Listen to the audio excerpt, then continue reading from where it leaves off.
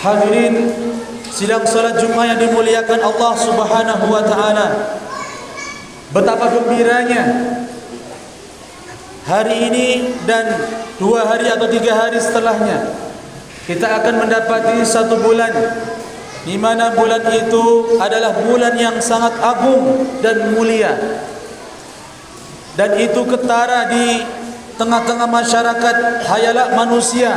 Mereka semua gembira dengan datangnya bulan suci Ramadan. Begitulah selayaknya.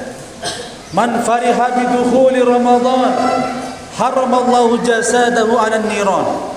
Siapa di antara kita yang hidup, yang merasa gembira dengan datangnya bulan suci Ramadan, maka diharamkan jasadnya dari api neraka.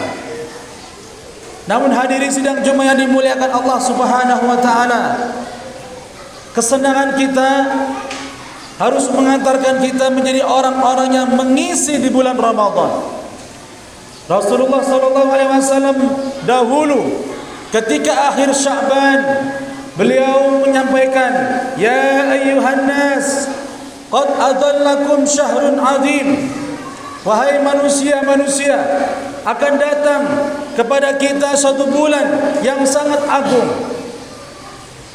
di mana orang-orang yang di dalamnya merasa sangat dimuliakan oleh Allah Subhanahu wa taala, di mana pintu-pintu surga dibuka dan pintu-pintu neraka pun ditutup. Wa dzalika syahrun mubarak. Dan Nabi mengatakan bulan Ramadan itu adalah bulan yang sangat berkah, di mana rizki-rizki orang-orang yang beriman dilipat gandakan oleh Allah. Bukan hanya rizkinya saja, pahalanya juga dilipatkan ganda oleh Allah Subhanahu wa taala. Wa dzalika syahrun fihi lailatun khairun min alfi syahr. Ketahuilah nanti di bulan Ramadan itu ada 1 malam, di mana malam itu lebih baik daripada malam 1000 bulan. Wa syahrun ja'alallahu siyamuhu fariidatan. Allah menjadikan bulan Ramadan siang harinya orang-orang berpuasa sebagai amalan wajib. Wa qiyamul lailihi, dan malamnya tatawu'an sebagai ibadah tatawwu'. Maka barang siapa yang melakukan amalan sunnah saja di bulan suci Ramadan, maka Allah akan hitung sebagaimana amalan wajib. Dan barang siapa yang melakukan amalan kewajiban yang wajib saja di bulan suci Ramadan, maka Allah akan anggap dan hitung 70 kali lipat kebaikannya. Masya Allah, hadirin sidang Jumat yang dimuliakan Allah Subhanahu wa taala. Betapa bahagianya orang-orang yang diberikan izin untuk hidup, untuk menyaksikan bulan suci Ramadan. Maka ibarat kawah candra di muka, marilah sama-sama kita mengisi bulan suci Ramadan dengan amalan-amalan, sambil merenung betapa banyak dosa-dosa yang pernah kita lakukan di 11 bulan yang lalu. Maka saatnya lah, andaikan kita nanti hidup di bulan suci Ramadan, maka jangan sampai kita sia-siakan. Yang kata Rasulullah, awalnya itu saja, awwaluhu rahmah. Orang-orang yang hidup di bulan suci Ramadan 10 pertamanya itu Allah cucurkan rahmat. Wa awsatuhu maghfirah. Dan 10 yang kedua, orang-orang yang hidup di bulan suci Ramadan itu penuh dengan ampunan. Wa akhiruhu idkum minan nar.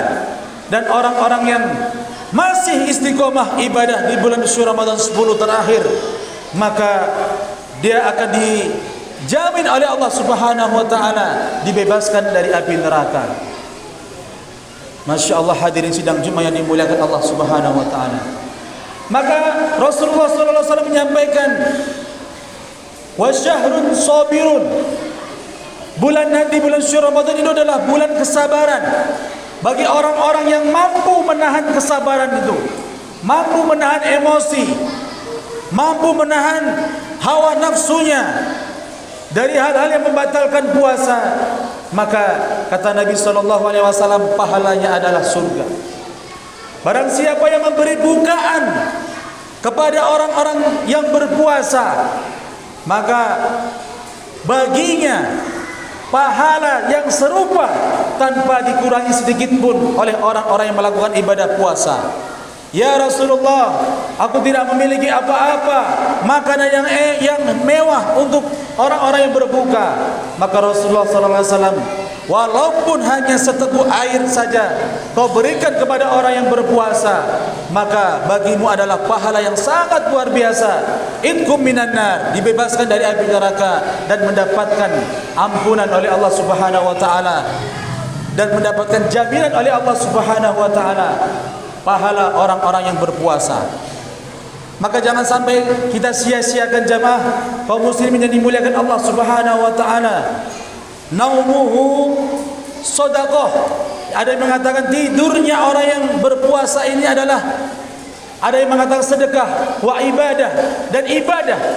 Karena apa? Orang yang tidur di tengah-tengah siang bulan suci Ramadan, hakikatnya dia telah menahan hawa nafsu. Kalau kau sudah menahan hawa nafsu, itu dihitung ibadah oleh Allah Subhanahu wa taala. Namun tidak juga kita harus selalu tidur di bulan suci Ramadan. Banyak amalan-amalan yang mendatangkan keridhaan Allah Subhanahu wa taala. Yang kata Nabi Muhammad sallallahu alaihi wasallam, jika kau nanti kalian semua menapaki bulan suci Ramadan, maka mintalah 4 hal. 2 hal akan mendatangkan ridha dari Allah Subhanahu wa taala, dan 2 hal ini pasti kau akan menginginkannya. Para sahabat bertanya, "Ya Rasulullah, apa itu 4 hal yang aku minta kepada Allah di bulan suci Ramadan?" Yang 2 hal itu mendatangkan ridha dari Allah adalah syahadah wal istighfar. Sering-seringlah kalian beristighfar di bulan suci Ramadan, itu akan mendatangkan ridha dari Allah Subhanahu wa taala. Apa yang lagi 2 ya Rasulullah yang aku akan minta itu? Maka mintalah yang pertama adalah mintalah surga. Wa'idkum minan nar. Yang kedua adalah mintalah sama Allah untuk dijauhkan dari api neraka selama bulan suci Ramadan. Maka para imam, para mubalik sering berdoa, Allahumma inna nas'aluka ridhaka wal jannah wa na'udzubika min sakhatika wan nar. Itulah doa yang diajarkan oleh Nabi selama bulan suci Ramadan. Jangan sampai kita luput. Ya Allah, kami memohon kepadamu ya Allah surga yang luasnya langit dan bumi, seluas langit dan bumi. Wa'idkum minan nar, dan jauhkanlah diri kami ya Allah untuk masuk ke dalam neraka, karena kami sangat tidak sanggup menahan panasnya api neraka. Itulah yang kita inginkan hadirin. Hidup di dunia sudah seperti ini. Mungkin ada yang menderita, ada yang susah, namun jangan sampai nanti di akhirat menjadi orang-orang yang susah pula, menderita pula. Demikian hadirin sidang Jumat yang dimuliakan Allah Subhanahu wa taala, seberapa hadis atau khutbah Nabi menjelang bulan suci Ramadan. Mudah-mudahan sama-sama kita bisa mengamalkan dalam kehidupan kita sehari-hari. Barakallahu li wa lakum fil Qur'anil azim wa nafa'ani wa iyyakum bima fihi minal ayati wa dzikril hakim wa taqabbal minni wa minkum ila wa innahu al-ghafurur rahim.